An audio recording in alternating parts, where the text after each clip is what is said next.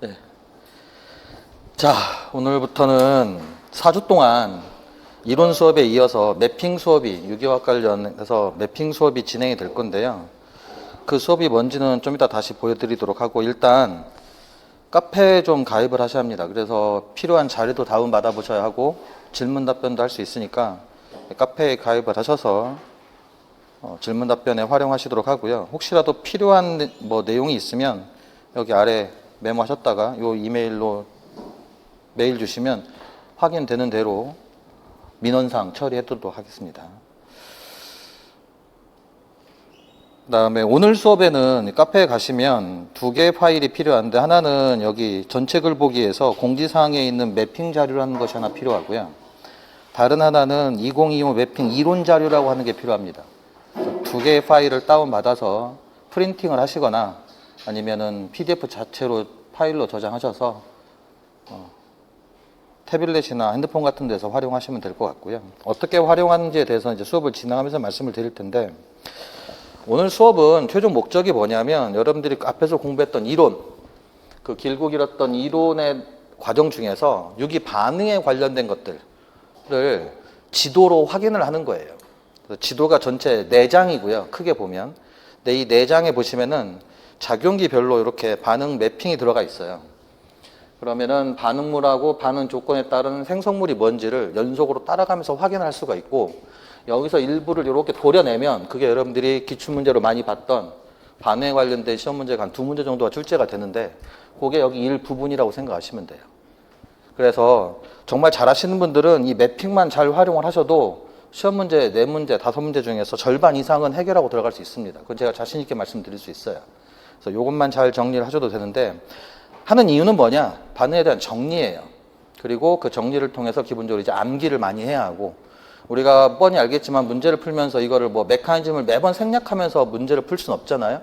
반응물, 반응 조건을 보면 곧바로 생성물을 떠올릴 수 있어야 하고, 반응 조건과 생성물을 보면 반응물을 바로 떠올릴 수 있어야 할 만큼 많이 연습이 필요한데, 그래서 유기화학 문제를 푸는데 시간을 단축시켜줘야 돼요.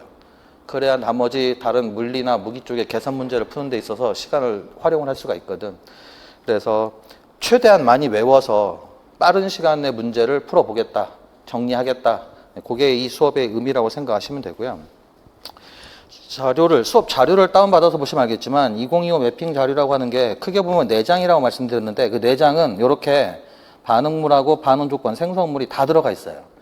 근데 이 바로 밑에 그림을 보시면은 똑같은 그림인데 반응물하고 생성물만 들어가 있고 화살표 위아래에 반응 조건들이 빠져 있습니다. 그럼 여러분들은 여기에다 뭘 연습하시면 되느냐? 빈칸 채워넣기를 하시면 되는 거예요. 됐죠? 그 다음에 세 번째 파일은 뭐냐면 반대예요. 반응 조건은 들어가 있는데 기준 물질을 중심으로 이것만 빼고 나머지는 전부 다 구조식들이 빠져 있어요.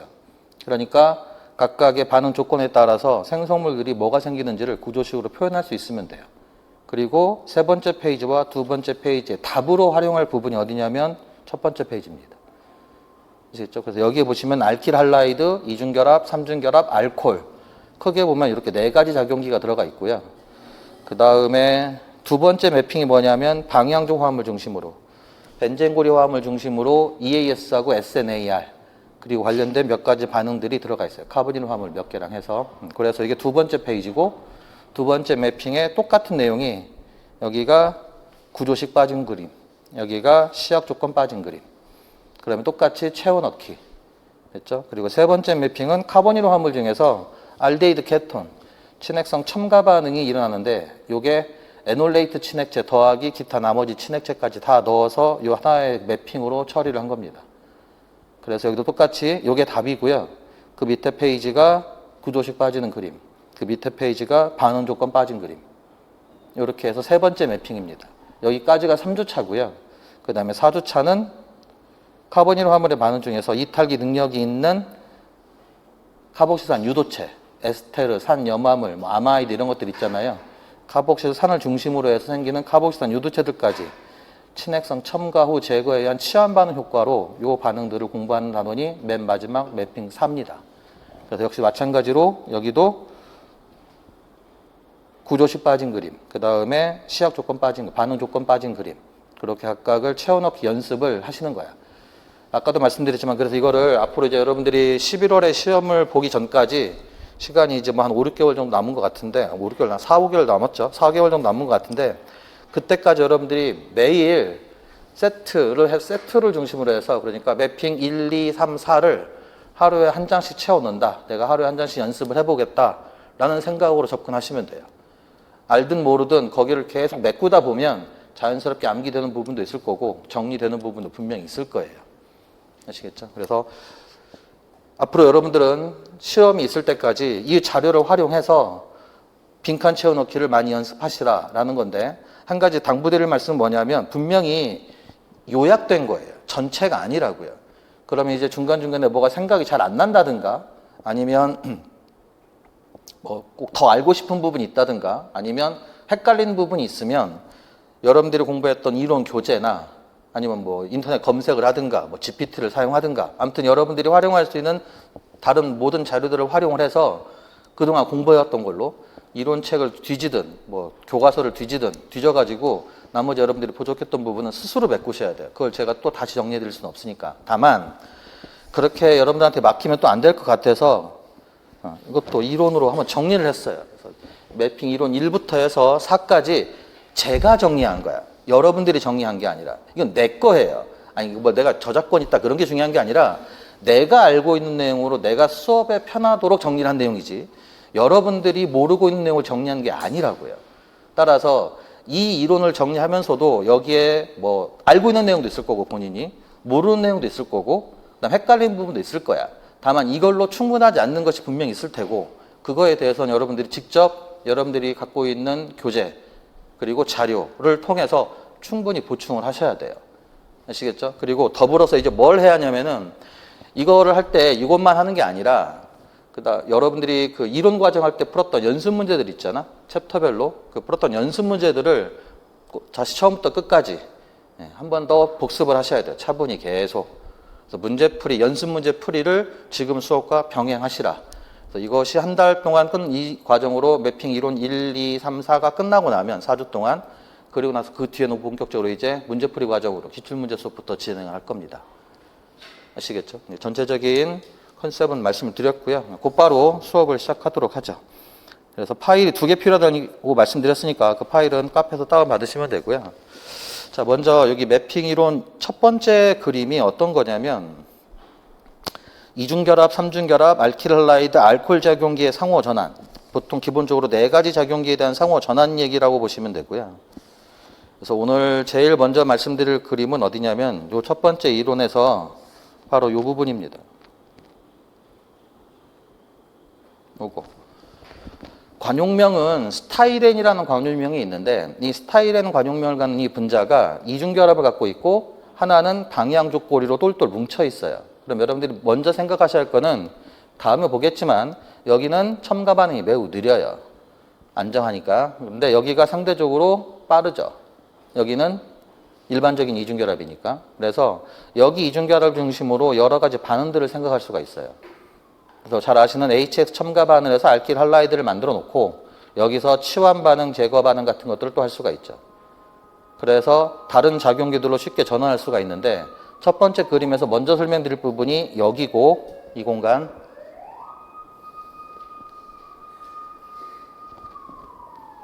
그 중에서도 제일 우선시해야 할 부분이 어디냐면 여기입니다. RX의 친핵성 치환 반응 흔히 얘기하는 SN2, SN1 이야기고요. 그 다음에 여기서 반대쪽 왼쪽으로 가는 제거 반응 E2, E1에 대한 이야기예요.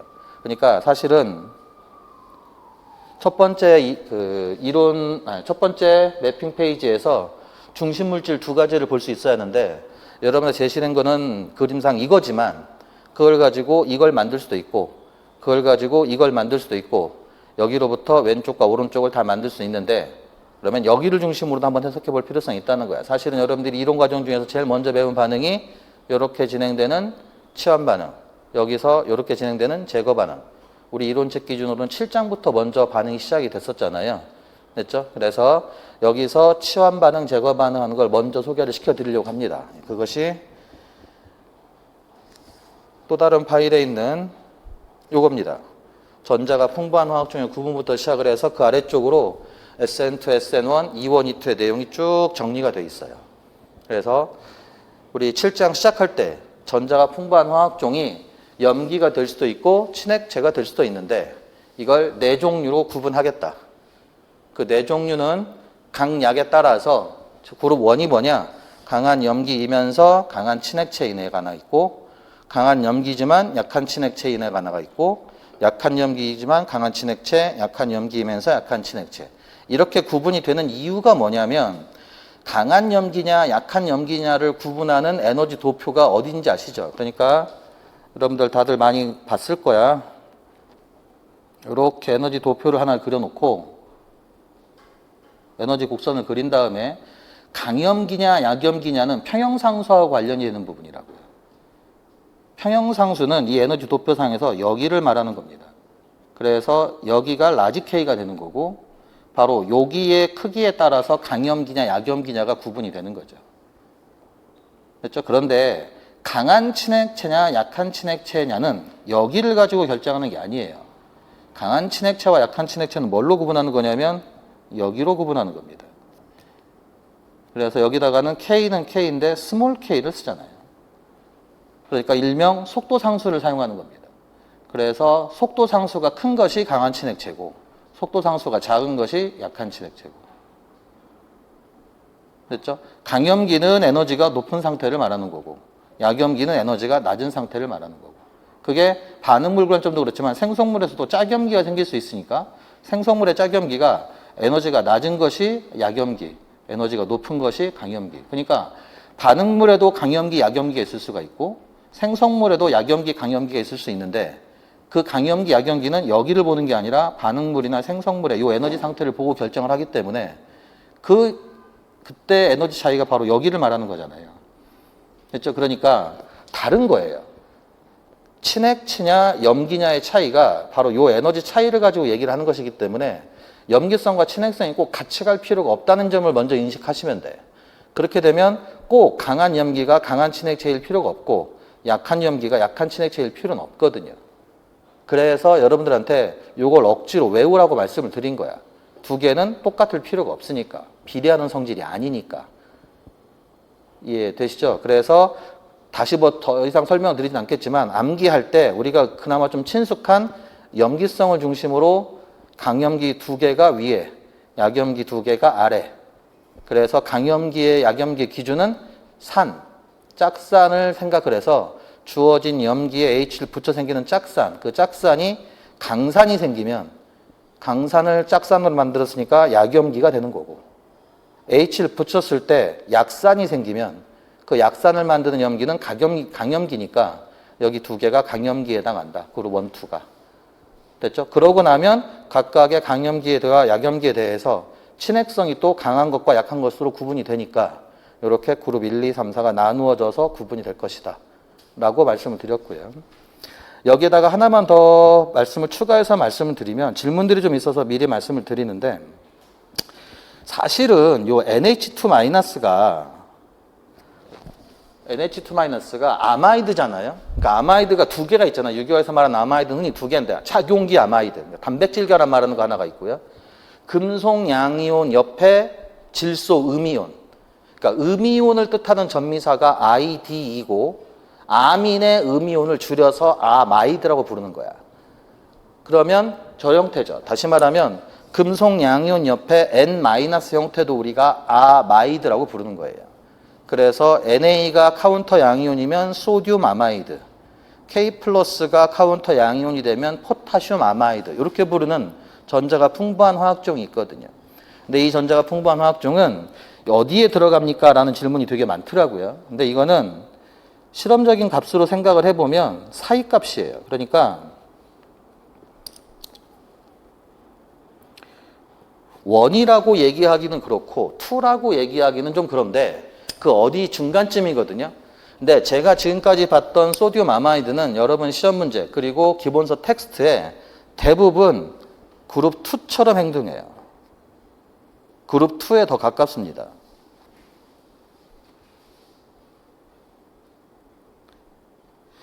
이게 좀 애매한데 다른 건 여러분들 많이 암기를 했을 테니까. 근데 그룹 2에 해당한다고 제가 말씀드리는 게 저는 제가 봤던 경험 때문에 그러는 거예요. 그러니까 친액체로 사용되면서 염기로 사용이 될 수 있는데 그게 강한 친액체가 되는 경우도 아주 가끔 있어요. 예를 들어서 CH3I하고 반응한다. 이건 염기로서의 작용을 못 하잖아요. 그렇죠? 그래서 거의 대부분은 그룹 2처럼 행동을 하지만 몇몇 상황에서는 가끔 그룹 1처럼 행동하는 경우도 있기 때문에 애매모호한 점이 없지 않아 있지만 여러분들은 거의 대부분 이 소듐 아마이드나 포타슘 아마이드를 만들어낼 수 있는 아마이드의 이 전자 풍부는 거의 대부분 그룹 2처럼 사용하시면 된다. 다시 말하면 친액체로서보다는 염기로서의 능력이 더 뛰어나니까 대부분 염기로 활용하는 반응에 대해서 많이 좀 우선순위를 둬라. 염두에 좀 두시라 라는 뜻이고요. 그 다음에 여기 한번 보시죠. 우리가 좀 이따 매핑해서 다시 살펴보시겠지만 제일 중요한 건 뭐냐면 반응 조건하고 알킬 할라이드, 다시 말하면 전자 풍부 조건과 전자 부족 조건에 해당하는 알킬 할라이드가 어떻게 짝을 이루었을 때 어떤 반응이 잘 일어날 거냐를 쉽게 이해를 하는 거예요. 빨리 찾아내는 거고. 그래서 그걸 정리하는, 한 번에 정리하는 그림이라고 생각을 하시면 되는데 이 그림에서 제일 핵심이 되는 건 뭐냐면 전이 상태를 그리고 연습하는 겁니다.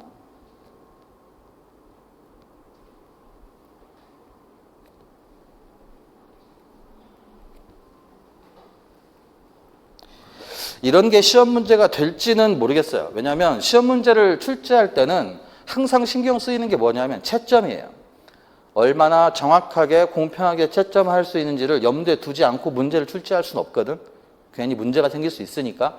그러다 보면 이렇게 복잡한 전이 상태 그림 같은 것들을 문제로 출제하기는 되게 어렵겠으나 그런데 저걸 잘 이해를 해야만 반응에 대한 이해가 쉬워져요. 그래서 저는 개인적으로 언젠가 한 번은 분명히 중요한 반응에 대해서는 전이 상태 그림을 그리는 문제가 나올 거라고 생각을 하는데 작년에 나왔던 중간체 문제처럼.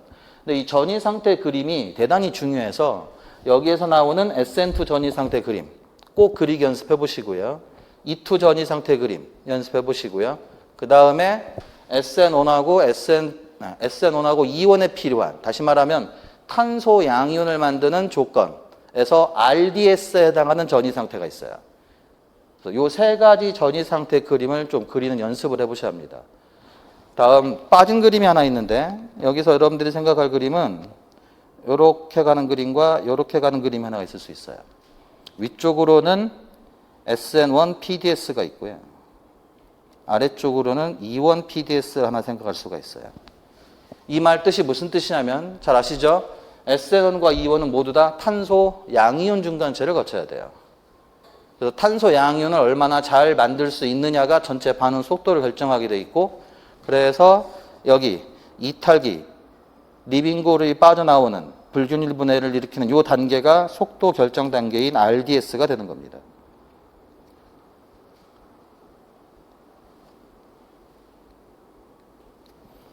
그리고 속도 결정 단계를 지나면서 전이 상태가 생기는데 그게 알파탄소와 이탈기 사이에 점선이 그려지는 거죠. 다시 말하면 이 결합이 끊어질까 말까 하는 겁니다. 이때 여러분들이 이해할 화살표 중에 하나는 이렇게 전자가 쏠리는 거죠. 그러니까 손날로 표시를 해보면 여기하고 이탈기 사이에 공유결합이 있었는데 전자가 이탈기 쪽으로 쏠리고 있는 이 상황, 그 상황을 이 점선으로 표시를 한 거예요. 됐죠? 그때 탄소 쪽에서는 전자가 부족해진다는 뜻이고요. 이탈기의 어디엔가는 전자가 상대적으로 풍부해진다는 뜻입니다. 그걸 지나고 나면 탄소 양이온과 이탈기의 음이온이 생기겠죠. 그리고 거기에서 이제 생성물을 결정하는 프로덕트 디터마인 스텝으로 넘어가는데 그때 탄소 양이온의 전자를 제공하면서 치환반을 할 수 있는 것이 위에, 그 다음에 탄소 양이온의 베타탄소의 수소를 떼면서 제거반을 하는 것이 아래. 그걸 각각을 하나는 SN1, 하나는 E1이라고 얘기를 하고, 여기가 RDS임에도 불구하고 또 RDS가 동일함에도 불구하고 PDS에서의 속도 차이는 한쪽을 주생성물, 한쪽을 부생성물로 일반적으로 만들어낸다. 그래서 SN1이 일반적으로 잘 일어나고 특별한 상황에서만 E1이, 예를 들어 사치형 알켄 만드는 경우, 그런 경우에만 E1이 잘 일어난다. 됐죠? 예. 그거를 여러분들이 구분할 수 있으면 되고, 이런 내용을 한번 이해하시면 돼요. 하나만 설명을 드릴게요. 알킬 할라이드가 그룹 1과 만났을 때 SN2를 잘하느냐, SN1을 잘하느냐, E1을 잘하느냐, E2를 잘하느냐, 이것과 관련된 내용이에요.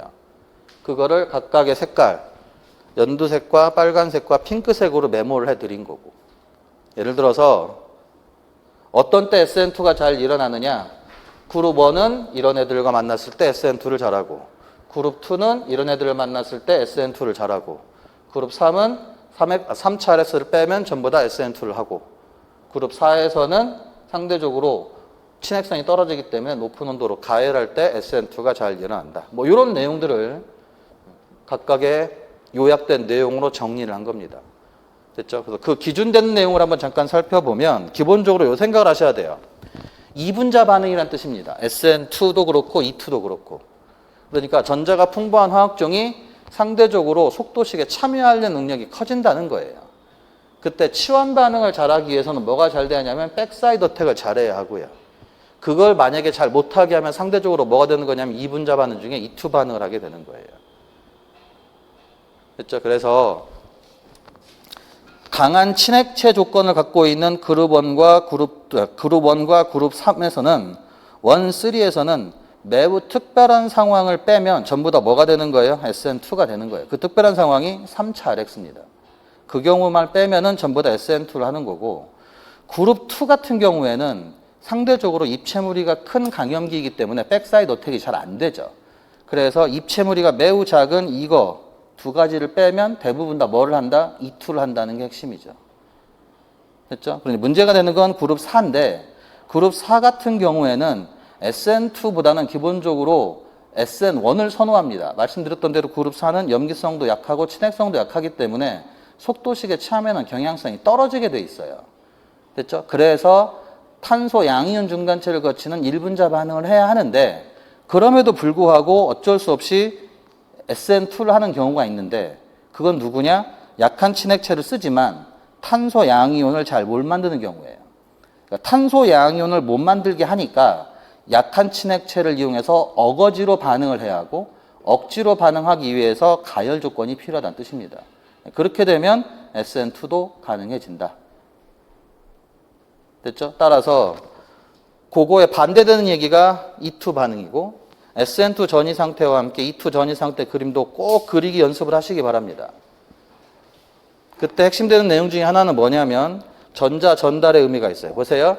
친핵체가 갖고 있던 전자를 알파탄소를 매개로 해서 이탈기한테 전달해주는 상태, 백사이드 어택을 하는 상태, 그게 뭐예요? SN2고요. 그런데 이 속도가 뭔가의 이유로 느려지는 거예요. 예를 들어 아까 말했던 입체무리 같은 것들. 그러면 이 그림상 여기에 전자 풍부가 이렇게 전자를 전달하는 게 힘들어지고 느려진다는 뜻입니다. 그래서 나의 입체무리 자체가 커지거나 알파탄소 주변의 입체무리가 커지면 그걸 피해서 여기 속도를 빠르게 하겠다는 뜻이에요. 여기에 전자 전달하는 거를. 그 자리가 어디냐? 베타탄소의 베타수가 되는 거죠. 됐죠? 그래서 아까 말했던 전자 전달이 내가 갖고 있던 전자를 얘를 이용해서 얘한테 직접 전달하는 게 아니라 여기를 이용해서 간접 전자 전달하는 형태가 되는 거예요. 그게 뭘로 가는 거냐면 E2 반응으로 가는 거고. 그래서 뭐가 필요하냐? 강한 염기 조건이 일반적으로 필요한 거예요.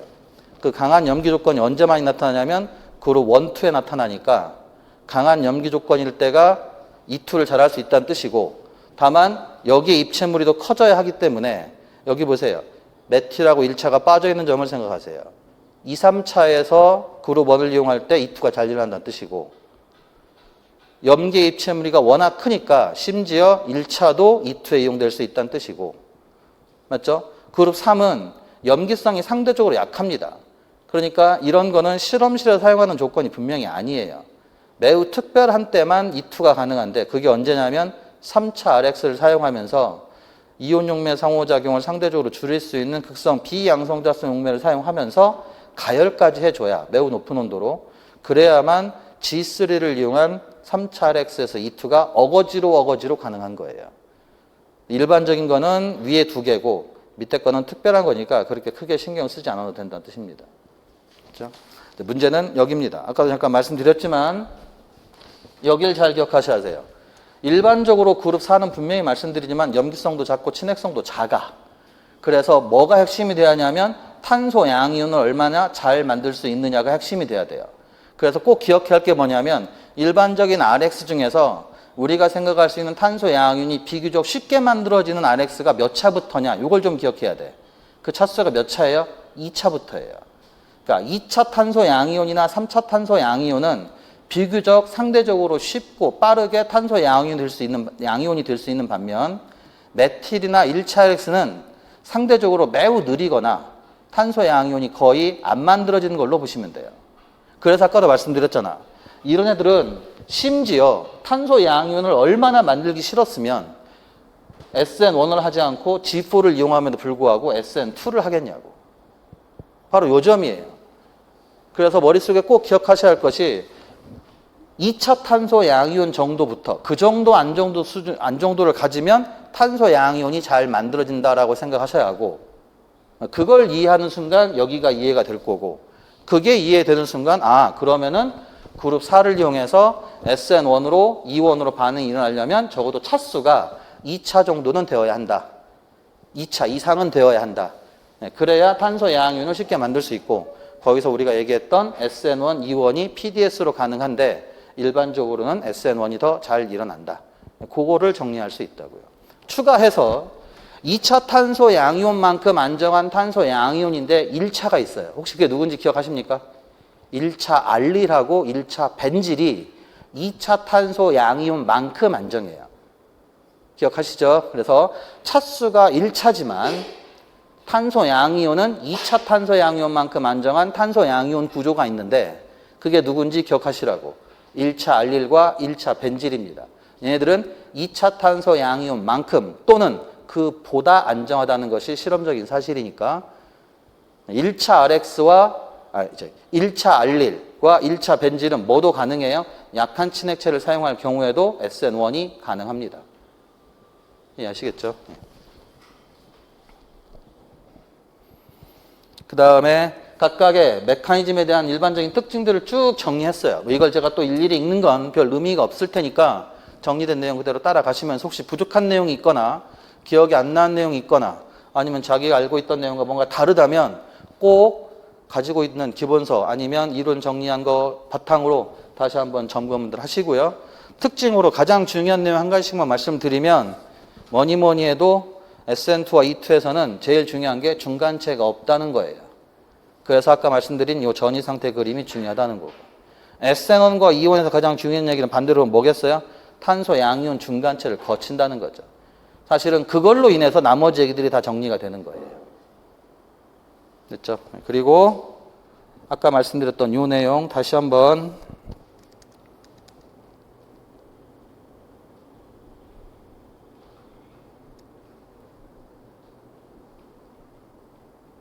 여기 한번 잘 보시죠. 그러니까 얘만큼 안정한 거. 탄소 양이온, 2차 탄소 양이온만큼 안정하다는 뜻이 여기 있어요. 1차 알릴, 그리고 1차 벤질. 그러니까 책마다 얘가 좀 더 안정하다, 얘보다. 얘가 좀 더 안정하다, 얘보다. 라고 얘기한 책도 있고, 어떤 책은 얘의 탄소 양이온, 여기 탄소 양이온, 여기 탄소 양이온이 거의 에너지가 비슷하다. 라고 얘기하는 책도 있고. 아시겠죠?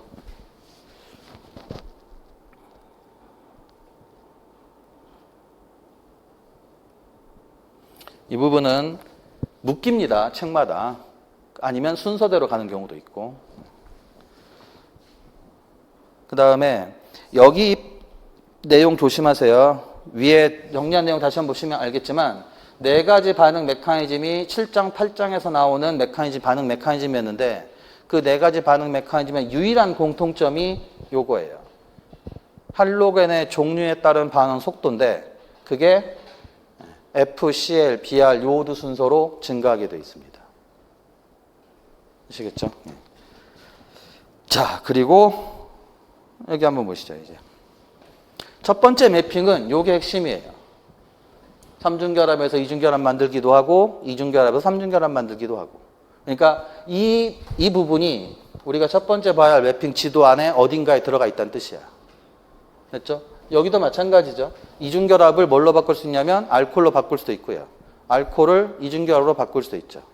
왼쪽에서 오른쪽이 뭐가 되냐면 첨가 반응이 되는 거고 H2O 첨가. 오른쪽에서 왼쪽이 탈수 반응, 다른 말로는 제거 반응이 되는 거죠. 그래서 이런 반응 조건들이 뭐가 있는지 살펴볼 거고 또 알코올 가지고 RX로 치환 반응하기도 하고 알코올 가지고 NU로 치환 반응하기도 하고 됐죠? NU 가지고 알코올을 만들기도 하고 그 다음에 RX와 NU를 상호 전환시키기도 하고 이런 얘기들이 첫 번째 매핑에 들어가 있어서 그 부분을 좀 먼저 살펴볼 텐데 여기 한번 보시죠. 알코올이 있습니다. 절대 배열은 S고요.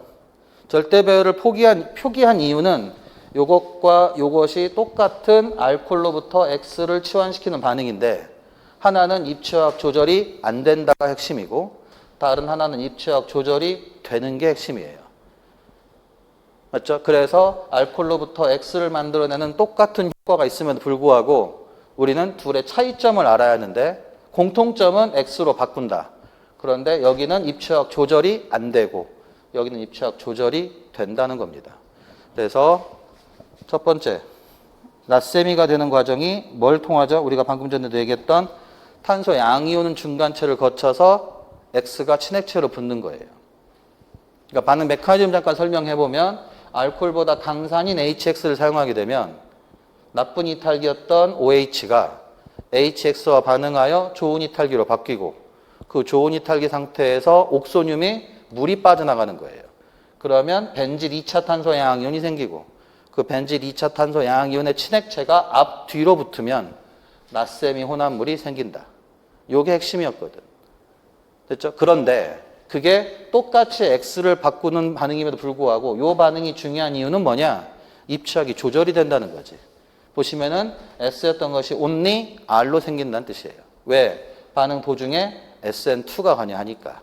반응 도중에 SN2가 관여하니까. 그 두 가지 조건을 기억하셔야 하는데 하나가 뭐냐면 SOCl2의 피리딘, 다른 하나가 PBr3의 피리딘, 뭐 이런 것들이에요. 그러면 똑같이 X를 도입할 수 있음에도 불구하고 OH를 X로 바꿀 수 있음에도 불구하고 절대 배열이 뒤집어지면서 X로 바뀐다. 이런 뜻이 되는 거죠. 됐죠? 또 한 가지는 밑에 건데 OH를 X로 바꾸면 누리는 효과가 나쁜 이탈기가 좋은 이탈기로 바뀐다는 거예요. 그래서 그 다음 반응에 추가적으로 연속 반응이 이용이 될 수 있거든. 근데 여기는 입체화학 조절이 안 되고 여기는 입체화학을 뒤집었는데 나는 목적이 뭐냐? 여기의 자리와 입체화학이 동일한, 다시 말하면 똑같이 S배를 유지한 상태에서 좋은 이탈기로 바꾸고 싶은 거예요. 그 관점이 있는 겁니다. 그러니까 X로 뭐 바꾼다. 그것도 중요한데 입체화학 관점에서 보게 되면 절대 배열을 뒤집으면서 좋은 이탈기, 절대 배열을 유지하면서 좋은 이탈기로 바꾸는 방법은 없을까? 그게 여러분들이 공부했던 것이 뭐냐면 설포네이트 이탈기를 도입하는 거예요. 설포닐 클로라이드를 쓰는 거지. 그래서 많이 아시죠? TSCl도 있고요. 또는 MSCl도 있고 TFCl도 있고. 됐죠? 예, 그렇게 해서 TSCl의 피리딘을 쓰게 되면 그때는 OH가 X처럼 좋은 이탈기로 바뀌는데 그게 할로겐 이탈기가 아니라 설포네이트 이탈기가 되는 거고 그 설포네이트 이탈기는 어떤 의미를 갖느냐? X처럼 좋은 이탈기가 되지만 출발 물질의 알코올 입장에서 보게 되면 절대 배열이 유지되면서 좋은 이탈기가 되는 것이 핵심이에요. 여기는 절대 배열이 뒤집어지면서 좋은 이탈기가 되는 것이 핵심이고 그래서 그 다음 반응까지 엮어보면 확실히 이제 뭔가의 차이가 느껴져야 돼. 어떤 느낌이 있느냐? 이렇게 이용하게 되면 낭비가 돼요. 왜냐하면 여기도 좋은 이탈기가 됐고 얘도 좋은 이탈기가 됐으니까 좋을 것 같지만 여기에다가 CN-를 반응시키면 이 두 개가 섞여 생기잖아요. 그러면 여기서 100개로 출발을 했는데 100% 반응이 진행됐다고 가정했을 때 50개, 50개가 생기고 50개, 50개가 생긴다고요. 근데 나는 이것만 생기는 걸 원한다. 100개를 전부 다 100개로 바꾸고 싶다면 그때는 요 경로를 따라가면 되는 거고 여기 100개를 전부 다 이걸로 바꾸고 싶다. 그러면은 이 경로를 따라가면 되는 거예요. 위의 경로는 그래서 합성에는 잘 이용하지 않는 거죠. 왜냐하면 반응물이 낭비가 되는 거니까. 됐죠? 네, 그런 관점에서 요게 시험 문제가 참 많이 나옵니다. 그래서 알코올의 치환 반응 이야기로 좋은 이탈기를 만들면서 입취학을 어떻게 조절하면서 반응할 거냐. 그래서 핵심적인 이야기는 여기입니다.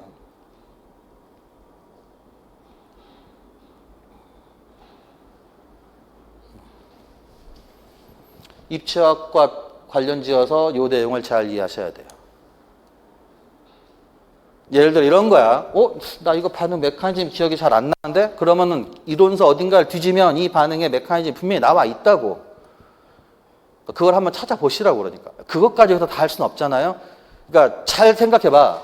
공부하시면서 지금 반응의 정리를 하는 건데 정리하면서 이런 내용을 제가 말씀드렸는데 맞아 나 저거 기억나. 뭐 그건 상관이 없는데 나 저거 뭔지 모르겠는데? 라면은 여러분들이 먼저 교재를 뒤적거리거나 뭐 인터넷을 뒤적거려서 이 내용을 여러분들이 꼭 한번 확인하시라고요. 그게 공부하는 거야. 그게 더 오래 가는 거고.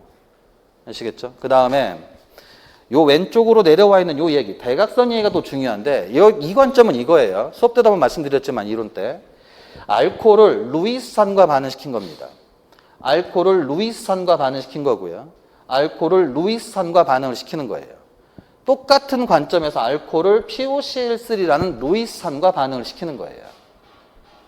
그러면 어떤 차이가 생기냐면 브랜스테드 로우리산을 썼을 때는 1분자 반응이 관여를 하게 돼 있어요. 근데 루이스산을 쓰게 되면 반응의 관점들이 다 뭘로 바뀌냐면 2분자 관점으로 바뀌어요. 그래서 SN2가 관여하거나 아니면 E2가 관여하는 반응으로 바뀌는 겁니다. 그때 쓰는 루이스산의 종류가 조금씩 달라지는 것 뿐이에요. 그러니까 루이스산을 써서 브랜스테드 로우리산을 썼을 때처럼 좋은 이탈기를 만들어내면 브랜스테드 로우리산을 썼을 때는 반응의 메커니즘이 1분자 반응으로 진행이 되지만 루이스산을 썼을 경우에는 2분자 반응이 주로 일어나게 되고 그 2분자 반응 중에 일부는 SN2, 일부는 E2로 진행이 되니까 여러분들이 기억해야 할 건 어떤 루이스산을 썼을 때 SN2가 관여하고 어떤 루이스산을 썼을 때 E2가 관여한지를 나누어서 기억하시면 된다고요. 이게 반응 조건의 미묘한 차이를 이용한다고 말씀드렸었고 그런 미묘한 차이들이 시험 문제에서는 생략이 되고 루이스산의 종류로만 표기가 되니까 여러분들은 그 루이스산의 종류를 어쩔 수 없이 외워야 돼요. 그래서 알코올과 루이스산을 반응시키되 E2를 노린다, E2를 원한다. 그때는 사용하는 루이스산이 POCl3고요.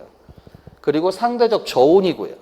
그리고 피리딘 2당량을 사용한데 말씀드렸죠. 이런 것들이 자꾸 생략이 된다고.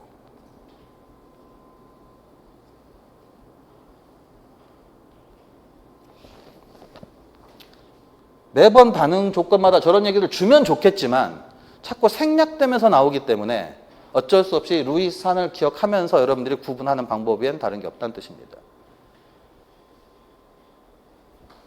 이해하시겠죠? 예.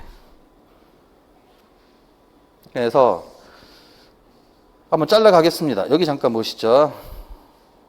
여기입니다. 찾아보세요. 방금 우리가 봤던 내용이 어딘지. 자, 알코올 찾으세요. 알코올. 그 다음에 방금 봤던 거 HX 보이시죠? SN1. 그 다음에 SOCl2 피리딘 보이시죠? SN2. 그 다음에 PBr3 또는 PBr3의 피리딘 보이시죠? 전부 다 2분자 반응이 관여하게 돼 있어요. 어쨌든 겉보기에는 다 뭘로 바뀌느냐? 알코올이 좋은 이탈기인 할로겐으로 바뀌는 과정이에요. 됐죠? 그리고 그렇게 할로겐으로 바뀌면 좋은 친액체를 써서 SN2, 약한 친액체를 써서 SN1. 맞습니까? 그래서 친액체를 갖다 붙일 수가 있고요. 됐죠? 그 다음에 방금 봤던 대로 여기입니다. TSCl의 피리딘. 그러면 OH에서 설포네이트 좋은 이탈기로 바뀌죠. 또 그 또한 친액체를 써서 강한 친액체를 쓰면 SN2, 약한 친액체를 쓰면 SN1. 됐죠? 그래서 여기서 만들어지는 것과 여기서 만들어지는 것이 똑같은 생성물이 될 수 있다는 거예요. 그래서 아까 말씀드렸잖아요. 얘하고 얘는 기본적으로 같은 거예요. 어떤 점에서? 좋은 이탈기를 갖고 있다는 관점에서. 맞잖아. 그지? 그런데 입체학적 관점에서 얘하고 비교해보면, 여기서부터 비교해보면 좀 다른 내용이 들어가 있으니까 입체학을 조심하시면서 이걸 만들고 이걸 만들 수 있어야 한다. 그 내용입니다. 됐죠?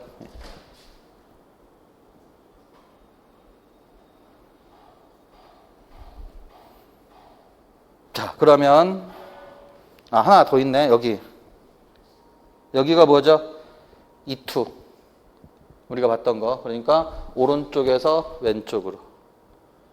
그러니까 예를 들어서 여기가 지금 2차 RX네요. 그럼 뭘 쓰면 돼요? 그룹 1 써도 되죠. 그룹 1 써도 E2가 되고 그룹 2를 써도 당연히 E2가 돼요. 굳이 그룹 3 같은 거 사용해가지고 E2 잘 안 하는 거고요.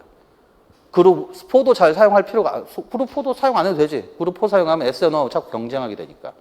됐죠? 그래서 여기서 여기로 가는 염기는 주로 그룹 1, 2. 그러면 여기서 알켄을 만들 수 있다. 이해되십니까?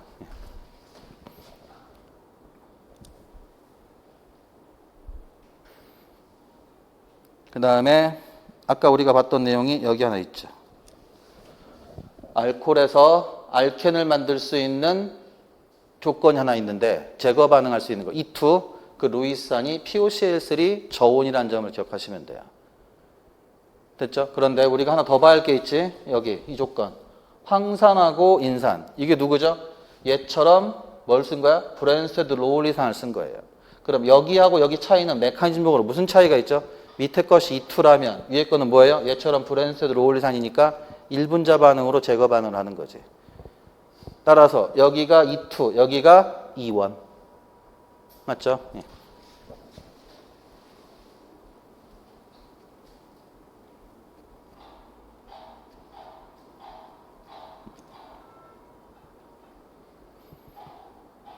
그래서 알코올에서 또 다르게 알켄을 만들 수 있는, 이거 말고 알켄을 만들 수 있는 또 다른 방법이 있는데 그게 E1이고요.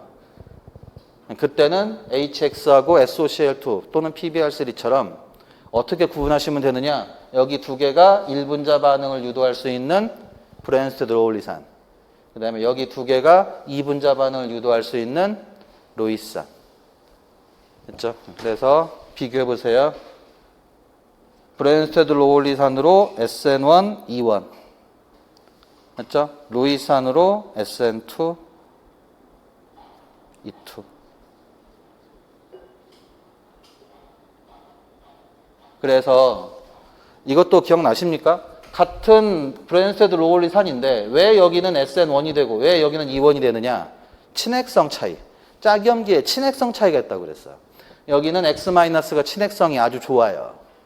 맞죠? 그런데 같은 강산이지만 황산이나 인산은 공명 구조하고 입체물 효과 때문에 상대적으로 친핵성이 떨어지게 돼 있죠. 그래서 얘네들은 E1을 할 수 있는 브랜스테드 로울리산이 되는 거고 여기는 SN1을 할 수 있는 브랜스테드 로울리산이 각각 알코올에 대한 반응 조건들이 되는 겁니다. 구분해 보시기 바랍니다. 자, 이렇게 되고 나면 이제 해야 할 이야기가 이 표입니다.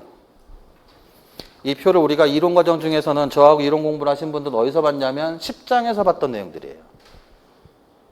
10장 전반부에 우리가 했던 얘기는 첨가 반응이 뭐냐? 파이가 시그마로 바뀌는 반응이다. 그 다음에 그 첨가 반응을 먼저 하기 전에 우리가 했던 얘기 중에 하나가 선택성 얘기였었죠. 물론 이 얘기는 제거 반응 얘기에서 이미 나왔었던 얘기고. 그래서 다시 한번 확인하세요. 선택적 반응이라는 게 뭐냐고 특이적 반응이 뭐냐를 잘 구분하셔야 돼요. 선택적 반응이란 이런 거죠. 한 반응물로부터 여러 개의 생성물이 가능한데 그 중에 하나가 주생성물로 얻어지면 선택적 반응이에요. 다만 그 생성물의 관계가 위에 거는 뭐예요? 구조의 성체 중에 하나가 주생성물이고 밑에 거는 입체의 성체 중에 하나가 주생성물이고 그러면 그걸 우리가 선택적 반응이라고 부르면서 기억나십니까? 제거 반응의 위치 선택성을 뭐라고 부르냐면 세이제프, 안티세이제프. 첨가 반응의 선택성을 뭐라고 부르냐면 마르코프니코프, 안티마르코프니코프. 요렇게 불러요. 그래서 뭐 아는 척하니라고 멋있게 보이려고 막 사람 이름 불러가면서 뭐라고 하지만 결국 따져놓고 보면 전부 다 그게 무슨 얘기예요? 유기 반응의 선택성 이야기를 얘기하는 것뿐이야. 그리고 그게 생성물에서 어떤 관계에 있느냐. 구조이성체의 관계에 있느냐, 입체이성체의 관계에 있느냐. 요걸 따지는 것 뿐이에요. 됐죠? 여기에 여러분들이 많이 혼란스러웠고 어려워하는 용어가 비교 대상으로 특이적 반응 얘기입니다.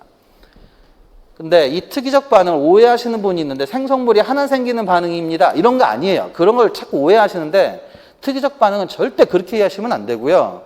특이적 반응은 정의가 나와 있어요. 반응물의 입체학에 따라서 생성물의 입체학이 결정되는 반응들이 있어요. 그러니까 여러분들한테 어떤 반응을 딱 줘요. 그러면 이 반응이 특이적 반응인지 아닌지를 판단하고 싶으면 반응물에 혹시 입체화학적인 요소가 있는지 살피세요. 예를 들어 카이랄 중심이라든지 아니면 탄소-탄소 이중결합이라든지 이런 부분을 살펴서 반응물에 입체화학적 요소가 들어가는지를 확인하시고 거기에서 입체화학을 바꾸는 거야, 반대로. 그러니까 제시된 게 있고 제시된 게 있다면 반응물의 입체학을 상상해서 그거에 반대되는 입체학을 반응물로 가정해 보는 거야. 그래 놓고 똑같은 반응 조건에서 위에 생기는 생성물하고 아래에 생기는 생성물, 다시 말하면 주어진 반응물에서 생기는 생성물하고 내가 상상해서 생기는 반응물의 생성물이 입체학적 결과가 어떻게 되는지를 비교하시는 거라고. 그래서 써놨지만 반응물의 입체학을 바꾸면 생성물의 입체학이 바뀌어요. 다른 표현으로는 반응물의 입체학에 따라서 생성물의 입체학이 결정이 된다고요. 이렇게 되는 반응은 다 뭐가 되는 거예요? 입체 특이적 반응이 되는 거야. 그래서 시험 문제가 뭐가 많이 나오냐면 요게 입체 특이적 반응을 골라라 이런 게 시험 문제로 나오는 게 아니라 이 얘기를 반응물의 입체하고 섞는 거야. 그러니까 반응물의 입체학적 조건을 결정할 수 있는 부분을 보여주고 그거에 따라서 생성물의 입체학을 제대로 결정할 수 있는지를 여러분들한테 그림으로 그리라고 하는 거예요.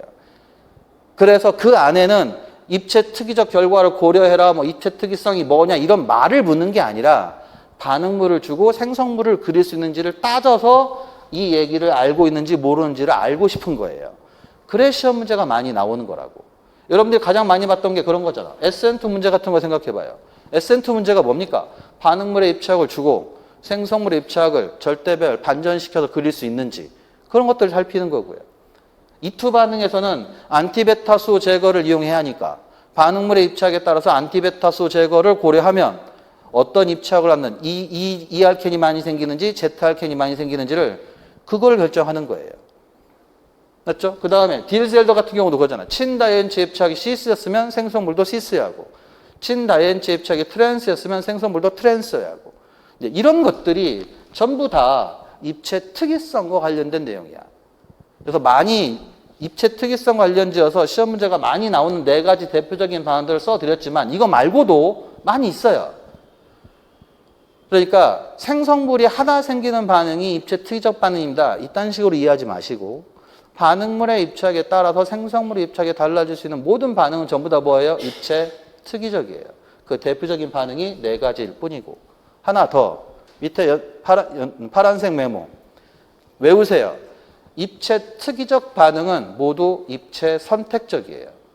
그런데 입체 선택적 반응이라고 해서 모두 입체 특이적 반응은 아닙니다. 이 이야기는 지금 말씀드릴 수는 없고요. 나중에 기출문제를 풀면서 관련 내용이 나올 때마다 계속 설명을 드리겠습니다. 그러니까 일단은 외우세요. A는 B다는 참입니다. 근데 B는 A다가 항상 참은 아니라는 점을 아시고 그때 A는 B다가 참인 명제가 뭐냐? 입체 특이적 반응은 모두 입체 선택적이다. 이건 참이에요. 아시겠죠? 다음 말이 필요 없죠? 이거 외워야지. 외울 때 중심은 누가 중심이 돼야 돼요? 중간체가 중심이 돼야 합니다. 반드시 외워야 돼. 알켄 첨가 반응의 중간체가 누구냐? 탄소 양이온이냐? 아니면 사이클릭 IUM이냐? 그래서 사이클릭 IUM으로 사이클릭 할로늄 2가지, 사이클릭 머큐리늄 1가지. 됐죠? 그 다음에 중간 생성물로 알킬보레인, 모노알킬보레인, 다이알킬보레인, 트라이알킬보레인.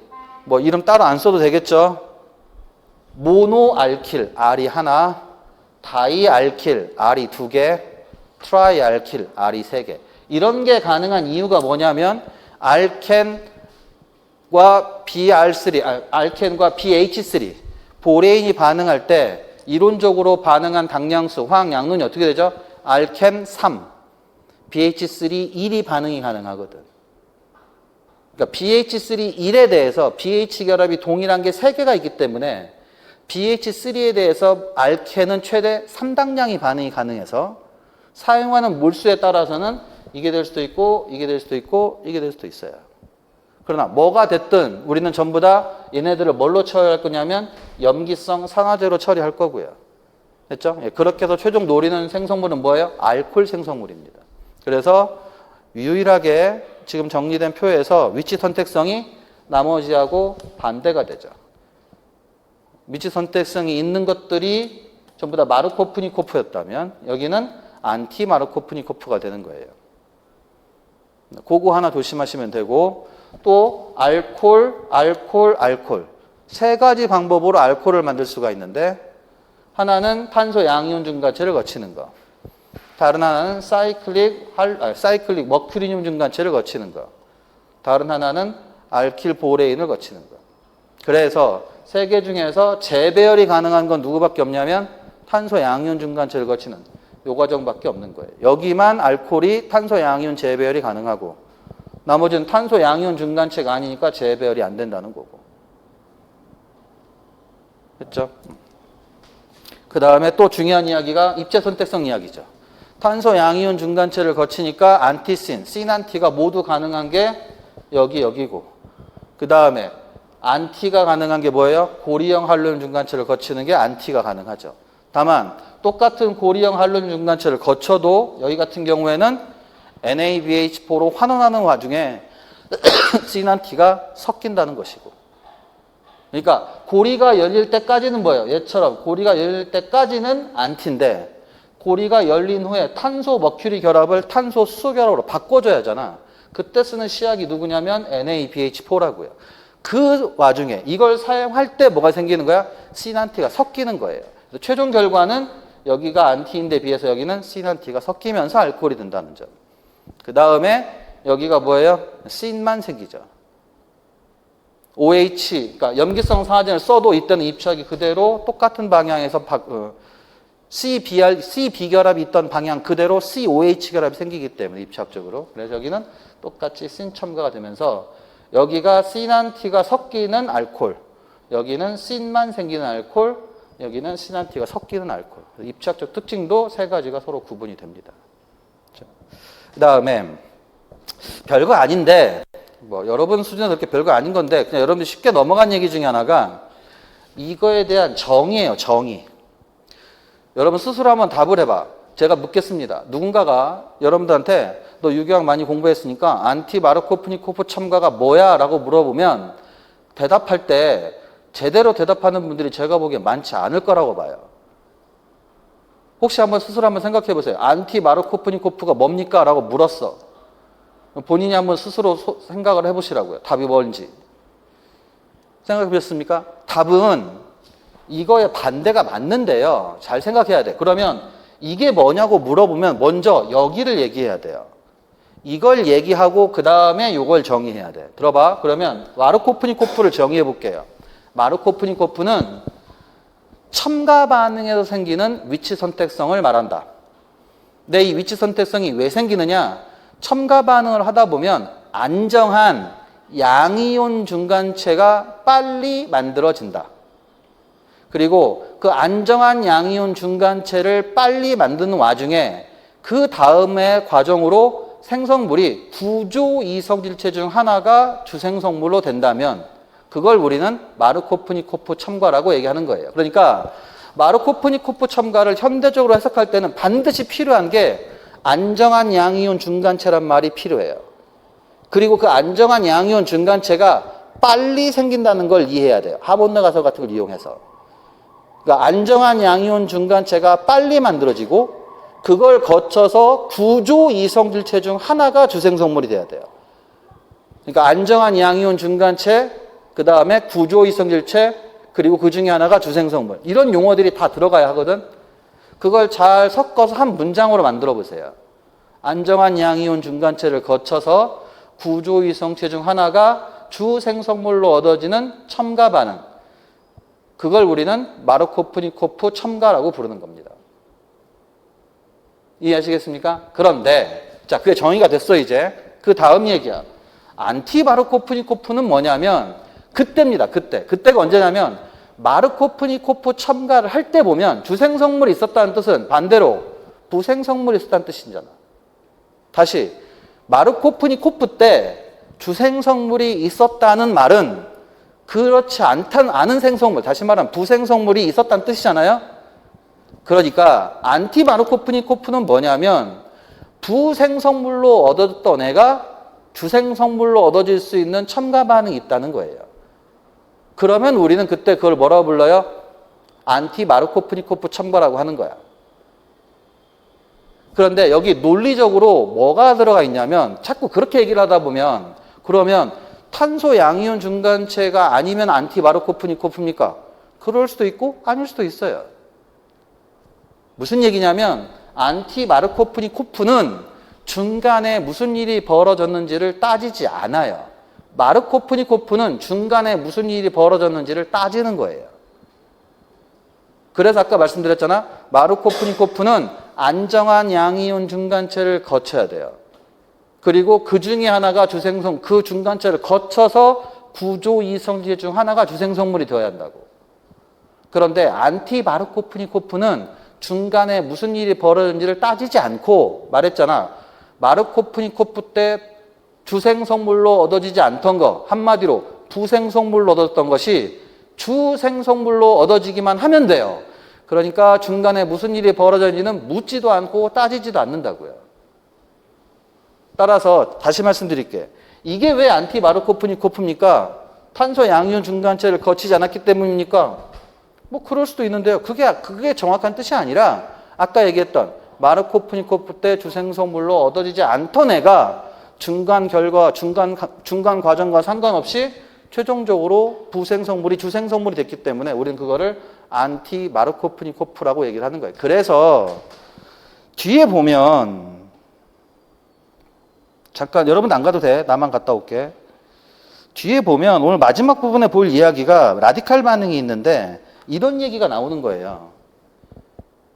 여기 어디 보레인 같은 걸 썼어요. 그런 거 없어요. 탄소 양이온 중간체는 똑같이 등장하지 않아요. 중간체 신경 안 쓴다는 얘기입니다. 왜냐하면 이게 뭐냐? 마르코프니코프거든요. 안정한 양이온 중간체를 빨리 만들었고요. 그래서 1차 RX가 생길래 3차 RX가 생길래 3차 RX가 많이 생겼거든요. 그러면 3차 RX는 많이 생겼고 뭐가 많이 안 생겼어요? 1차 RX는 많이 안 생겼잖아. 그 1차 RX가 주생성물이 되게끔 첨가 반응이 된 거잖아요. 그러면 중간에 무슨 일이 벌어졌는지는 상관 않겠다. 왼쪽에 비해서 반대로 위치 선택성이 나타났다. 됐죠? 네, 그래서 우리는 오른쪽을 안티마르코프니코프 첨가라고 얘기를 하는 거예요. 아시겠죠? 그래서 정리하면 다시 말씀드릴게요. 주관식 문제라고 생각하거나 면접, 구술 문제라고 생각을 해보세요. 마르코프니코프를 구술 시험의 답으로 답을 할 수 있는지, 그리고 그거에 상응하는 안티마르코프니코프의 정의를 물었을 때 여러분들이 구술에 대한 답으로 설명을 할 수 있는지 그걸 한번 스스로 정리를 꼭 해보셔야 합니다. 아시겠죠? 관련해서 매핑 얘기 잠깐 보면 첨가 반응 얘기 봤으니까 더 있나? 뒤에 잠깐 볼게요. 이거 여기까지 보고 가죠. 수화반응 3개. 아까 표에서 봤지만 알코올 3개 있었잖아요. 비교 한번 해보세요. 똑같은 반응물인데 탄소 양이온 중간체 거치는 반응 조건, 고리형 머큐린 중간체 거치는 반응 조건, 그 다음에 보레인 거치는 반응 조건. 됐죠? 그래서 재배열이 일어나는 거, 재배열이 일어나지 않고 안티고리열림 하는 거, 그 다음 입취학적으로 씬 첨가하는 거, 입취학으로 씬 안티가 같이 나타나는 거. 그래서 생성물이 쫘라락 다 달라지잖아요. 됐죠? 이때 위에 거 보세요. 안정한 양이온 중간체를 거쳐서 구조의 성체 중 하나가 주생성물이 됐죠? 마르코프, 니코프. 여기도 마찬가지입니다. 안정한 양이온 중간체 만들었죠? 이것만 양이온이 아니라 이것도 양이온이고 안정한 양이온 중간체를 거쳐서 여기에 OH가 붙느냐 여기에 OH가 붙느냐는 구조의 성체고 1차 알코올이냐 2차 알코올이냐 중에서 2차 알코올이 주생성물이 됐으니까 역시 마르코프, 니코프 첨가가 되는 거죠. 그렇죠? 그래서 아까 봤던 여기도 한번 보세요. 여기도 할로히드린이 되는데 여기를 가면 알코올이 3차 알코올, 여기를 가면 알코올이 1차 알코올. 그 중에서 하나가 많이 생기는데 그게 다치환 쪽을 공격하잖아요. 빠르게. 그러니까 역시 여기도 뭐예요? 마르코프, 니코프 첨가가 되는 거예요. 구조의 성체 중 하나가 안정한 양이온 중간체를 거쳐서 많이 생기니까. 됐죠? 그래서 같은 논리로 사이클릭 할로늄을 거쳐서 마르코프, 니코프 첨가로 2차 알코올. 그러니까 둘 다 마르코프, 니코프야. 다만 여기는 구조의 성체 중에 3차 알코올이 주생성물이 되는 거고 그 이유는 탄소 양이온 재배열 때문에 그런 거죠. 여기는 재배열이 없는데도 안정한 양이온 중간체를 거쳐서 구조의 성체 중 하나가 주생성물이 됐으니까 마르코프, 니코프가 되는 거고 밑에 거는 그때 얻어지지 않던 이성질체가 많이 생겼으니까 여기를 안티 마르코프, 니코프 첨가라고 얘기하는 거예요. 네, 아시겠죠? 그 다음에 매핑은 좀 이따 보기로 하고 여기 오늘 첫 번째 시간에 마지막으로 설명드릴 부분이 여기입니다. 칠판만 봐봐. 칠판만. 자, 여기 주목. 중요한 얘기를 할 거야. 이거 기억나시죠? 알켄에다가 X2 반응시킵니다. 이때 주로 많이 사용한 게 누구냐면 Cl2도 가끔 사용을 합니다. 근데 아시죠? F2하고요. I2는 몇 가지 이유로 인해서 잘 사용하질 않아요. 그러니까 어떤 생성물이 우리가 잘 못 보는 생성물이 되냐면 FF가 붙는 거, 요오드가 붙는 건 우리가 자주 볼 수 있는 생성물이 아니야. 자주가 아니라 거의 못 보는 거죠, 아예. 근데 뭐는 자주 보냐면 Br이 붙는 거, Cl이 붙는 건 자주 보죠. 그때 여러분들이 생각해야 할 게 알켄과 반응해서 생기는 요 중간체. 이름, 사이클릭 할로늄. 그 중에서 사이클릭 브로모늄 또는 사이클릭 클로로늄, IUM이 전미사로 붙는 거. 이게 핵심이죠. 이게 있어야만 뭐가 가능해요? 다음과 같이 only, anti, only, trans. 안티 첨가에 의한 트랜스 생성물이 설명이 가능해요. 만약에 저게 탄소 양이온 중단체를 거치면 여기서 뭐가 생겨야죠? 시스도 생겨야 하잖아. 근데 시스가 안 생기고 안티 첨가처럼 보이고 신 첨가가 아닌 안티 첨가 생성물로 트랜스 입체를 갖는 다이할라이드가 생긴다는 건 중간체를 뭘로 설명해야 하냐면 탄소 양이온이 아닌 사이클릭 할로늄으로 설명을 해야 한다고요. 그래서 매우 중요한 중간체였잖아요. 알고 계시죠? 그런데 자 여기를 보세요. 이게 무슨 뜻이냐는 좀 봐봐. 사실은 이 중간체에서 우리는 보통 그림을 쉽게 이해하기 위해서 BR- 얘들아 여기 아래로 들어가. 그 다음에 50개는 여기 50개는 여기. 그래서 그냥 이렇게 생기는 거야 라고 끝내는데 자 이쯤 됐으면 이 그림을 한번 이해해 볼 필요성이 있어요. 두 개가 이성질체입니까? 이형태체입니까? 이형태체입니다. 같은 분자예요. 두 개가 이성질체입니까? 이형태체입니까? 이형태체예요. 같은 분자예요. 무슨 얘기냐면 여러분 요렇게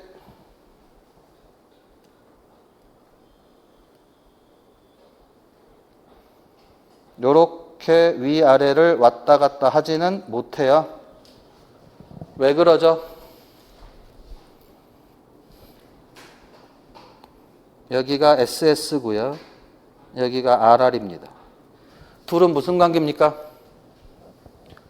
지금 표시한 절대배를 표시한 두 화물의 관계는 무슨 관계예요? 거울상 이성질체잖아요. 맞죠? 여러분 이성질체는 같은 분자입니까? 다른 분자입니까? 다른 분자잖아요. 이해되시나요? 아니 5장 입체학 얘기를 잘 생각해봐. 이게 될 수 있습니까? 안 돼요. 밑에 게 이걸로 바뀔 수 있습니까? 고리반전 같은 걸 통해서는 어림없어요. 안 되는 겁니다. 그래서 우리는 이성질체, 영어로는 아이소머. 똑같은 건가? 똑같은 거지. 이성질체나 아이소머나. 맞지? 그 중에서도 이성질 중에서 뭐라 부르죠? 거울상 이성질체라고 부르잖아요. 맞죠? 그게 50대 50으로 생겼기 때문에 뭐라고 하고? 라셈이라고 얘기를 하는 거고. 됐죠? 그래서 잘 봐봐. 요렇게 왔다 갔다 할 수 있는 게 아니라고. 그러면 여러분들이 먼저 해야 할 작업이 뭐냐? 이 그림을 요렇게 바꿀 수 있어야 돼요. 이 그림은 요렇게 바뀌면 안 돼요. 할 수 있겠어요? 이렇게는 되는데 이렇게 그리기는 안 된다고.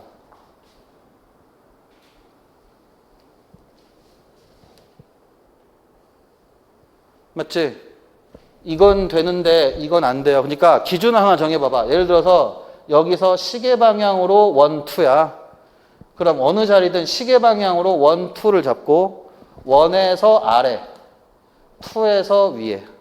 여기를 1, 2로 잡고 시계 방향으로 위에 아래라면 1, 2를 잡고 시계 방향으로 위에 아래를 표시하는 거예요.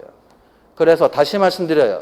이 그림은 이렇게 바뀌어야 하고 이 그림은 이렇게 바뀌어야지. 이렇게 바뀌면 안 되고 이 그림은 이렇게 바뀌고 이 그림은 이렇게 바뀌면 안 되는 거예요. 첫 번째가 그거고 두 번째 그러면 이렇게 왔다 갔다 할 수 없듯이 이렇게도 왔다 갔다 할 수 없어요. 당연히 뭐도 안 되냐면 이것도 안 되고 이것도 안 되고 이것도 다 안 되는 거야. 이거는. 되는 건 뭐밖에 없느냐? 좌우밖에 없어요. 좌우를 그래서 우리는 뭐라고 이해하냐면 같은 분자 안에서 고리 반전을 통해 상호 전환되는 관계. 뭐라고 부르죠? 이형태체. 그래서 이 성질체는 완전히 다른 분자. 이 형태체는 같은 분자인데 모양이 바뀌는 거. 회전을 통해서 바뀌거나 고리 반전을 통해서 바뀌거나. 그래서 하나는 컨포머라고 부르고 하나는 아이소머라고 부르고. 그러니까 요렇게가 뭐예요? 컨포머. 요렇게가 뭐예요? 컨포머예요. 됐습니까? 따라서 잘 봐봐. 여기 용어 보이십니까? 그게 어디냐면 여기에요. 맞죠? 그게 어디냐면 여기에요. 맞죠? 그런데 불안정하잖아? 뭐 때문에? 132축 상호작용 때문에. BRH 132축 상호작용 때문에 불안정. 그래서 고리반전하면 수직 위가 수평 위로. 수직 위가 수평 위로 바뀌고 여기도 수직 위가 수평 위로. 수직 아래가 수평 아래로 바뀌는 거죠. 그래서 화살표 길이를 더 길게 해서 오른쪽으로 바꾸면 그림이 요게 돼요. 자, 그럼 하고 싶은 말이 뭐냐? 여기다가는 요렇게 썼는데 여기 봐봐. 이렇게 썼는데 잘 들어봐. 요렇게 그리면 맞아요? 네, 맞는 생성물이에요. 왜냐면 이 그림이 누구예요? 이 그림이거든요. 다만 이 그림이 뭐해서 더 불안정한 이 형태체여서 더 안정한 이 형태체로 바꿔준 것 뿐이에요. 여러분, 그래서 다시 말씀드릴게요. 이 생성물이 안티고리열림한 생성물이에요. 다 수평인데 이게 왜 안티입니까? 여기서 온 거니까요. 여기서 온 거니까요. 따라서 그림을 그릴 때 만약에 이렇게 그려도 맞는 거고 이렇게 그려도 맞는 거야. 근데 이제 이런 설명들을 하기가 귀찮고 그림이 너무 커지고 복잡해지니까 여러분들 기본서들은 전부 다 이렇게 표현해주고 마는 거예요. 오른쪽 괄호에 대괄호에 들어간 이 그림은 다 뺀 겁니다. 이쯤 됐으니까 한번 설명드리는 거고. 두 번째, 오늘 진짜 하고 싶은 이야기는 여기에요. 나중에 기출문제 풀 때도 한번 말씀드리겠지만 사실은 여러분 텍스트에, 교재에 이 중간체를 이걸로만 보여주는데 사실은 연습 문제에 들어가 보면 이 중간체를 만들 수 있는 또 다른 방법들이 있어요. 그리고 그 또 다른 방법들은 아직 시험 문제가 안 나왔어요. 연습 문제에는 있는데. 그래서 조금 쉬운 것부터 한번 설명드려 볼게요. 자, 여기 봐봐. 이름 트랜스 할로 히드린 보이십니까? 이건 어떻게 만들면 되냐면 우리가 봤어요, 방금 전에. Br2H2 맞나요? 사이클릭 할로늄이 생기죠. 그때 Br-보다 개수가 훨씬 많은 H2가 용매이면서 친액체.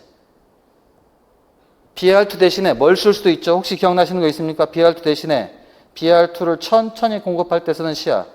NBS 기억나십니까?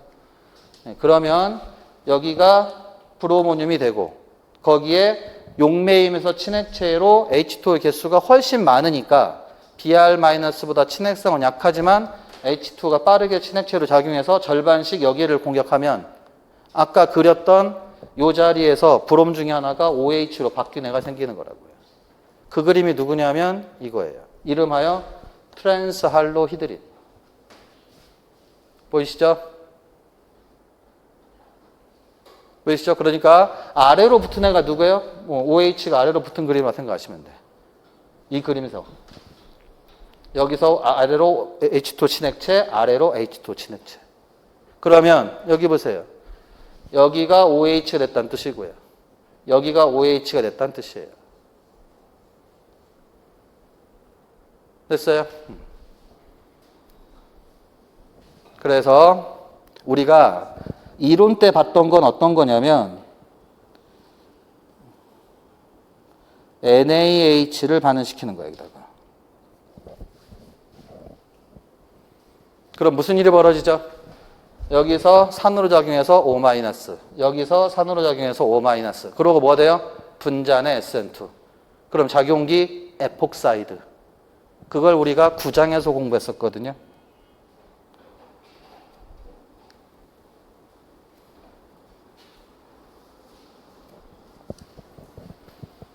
됐죠? 자, 그런데 연습 문제에 이 트랜스 할로 히드린을 에폭사이드로 가게 하는 요거 말고 하나가 더 있어요. 누구냐면 HX입니다. 그러면 여기를 이렇게 가려봐요. 그럼 이해되십니까?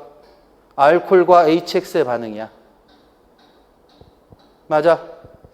알코올과 HX의 반응이라고 좀 전에도 봤던 거. 그러니까 알코올이 뭔 역할? 염기 역할. HBr이 무슨 역할? 산 역할. 그러면 옥소늄이 생기죠.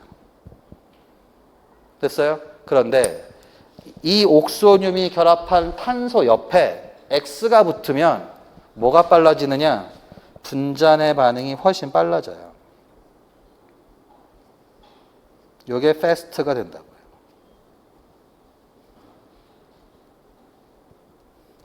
뭐는 느려지느냐?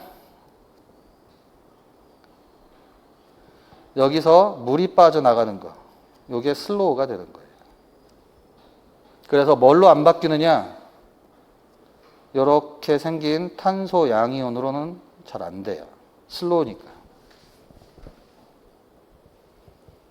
왜 그럴까?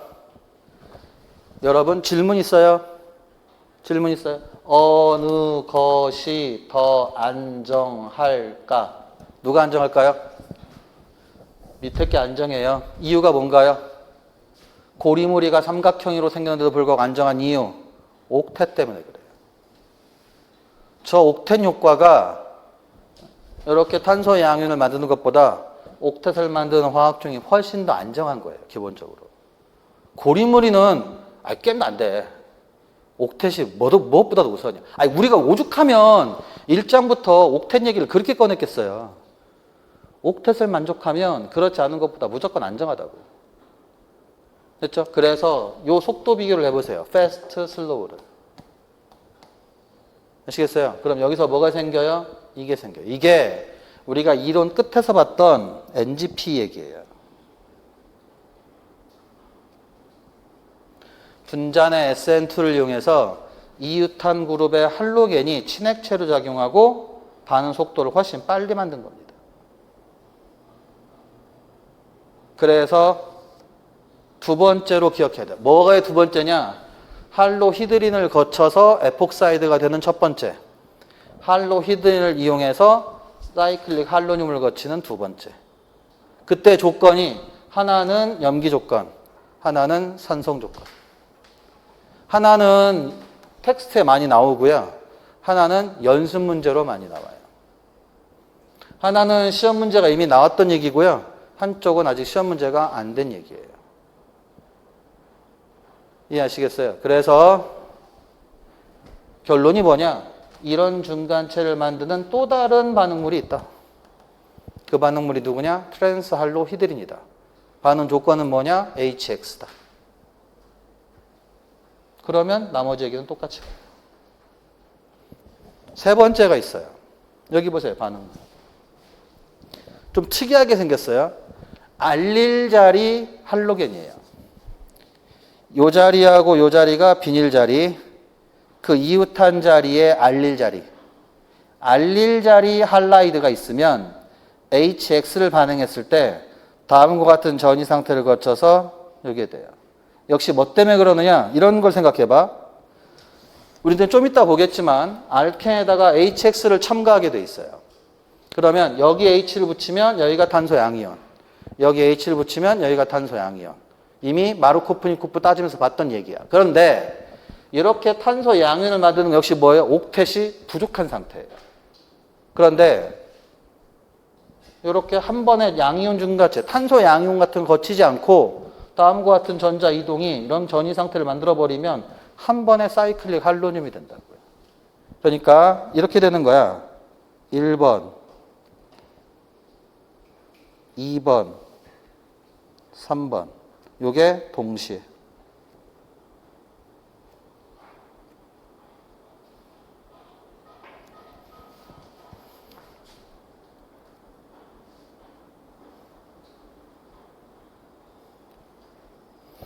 (1과) (2와) (3이) 거의 동시에 진행된다는 뜻이 바로 요 점선이에요. 이해하시겠어요? 그래서 반응물을 기억해야 돼. 고리형이어야 하고요. 알릴 자리에 할로겐이 있으면 다음과 같은 전이 상태를 거쳐서 한꺼번에 전자 이동이 일어나면 브로뮴이 사이클릭 할로늄이 생겨요. 그래서 요 얘기도 맥머리 책, 그 다음에 무슨 책 해가지고 클레인 해가지고 많이 나와요. 웨이드, 브라운, 거의 모든 기본서에 요 이야기도 빠지지 않고 다 나와요. 어떻게 비교하게 하냐면 특히 맥머리 책 같은 경우는 이렇게 비교합니다. 여기다가 브롬 대신 메틸을 달아줘요. 메틸 달아주면 이런 효과가 없어요. 메틸이 뭐가 없으니까? LP가 없으니까. OH 같은 것도 그런 효과 없어요. 왜냐하면 OH는 사이즈가 작아요. 브롬같이 사이즈가 커야 이렇게 되는 효과가 굉장히 커져요. 그래서 그러니까 고리형 알켄의 알릴 자리의 할로겐입니다. 고리형 알켄의 알릴 자리 할로겐은 이 화살표 일을 굉장히 잘할 수 있어요. 그 덕분에 메틸일 때는 나타나지 않는 효과가 생기게 돼 있어요. 그걸 비교하는 게 맥머리책 연습 문제고. 그래서 1번, 2번, 3번이 동시에 일어나면 사이클릭 할로늄이 될 수 있기 때문에 정리하면 사이클릭 할로늄을 만들 수 있는 반응이 크게 세 가지예요, 지금. 그러니까 여러분들은 주로 이것만 많이 생각을 하고 이것만 머릿속에 남아있어. 근데 잘 생각해봐. 여러분들이 언제부터 이거 많이 알고 있었어? 여러분들도 유기화학을 배우기 전까지는 이걸 몰랐잖아. 그러니까 유기화학을 배우고 나니까 이게 중요하다고 하니까 알고 있는 내용이잖아. 근데 저는 거기에다가 이 내용은 누구나 다 아는 거예요, 여러분. 그런데 공부를 좀 더 해보면 이거 말고 이런 것이 있어요 라고 소개를 시켜드리는 거예요. 그러면 여러분들은 저걸 만드는 방법이 또 있었네? 뭐 이렇게 더럽게 많아. 지랄 같네 하지 마시고 저런 중간체를 만드는 또 다른 반응 조건이 있구나. 그게 내가 만든 문제가 아니라 연습 문제에 있는 걸 정리해서 말씀드린 거니까 한 번쯤은 기억해 볼 필요성이 있겠구나. 아시겠어요? 계속 말씀드리는데 여기는 시험 문제예요, 계속. 근데 위아래는 시험 문제가 아직 안 나온 내용이야. 아시겠죠? 그래서 사이클릭 할로늄 중간체를 만드는 또 다른 방법으로 이 내용을 정리해 두시라. 아시겠죠? 예. 일단 여기까지 하고 잠시 쉬었다가 두 번째 시간으로 넘어가겠습니다. 잠시 쉬었다 가겠습니다.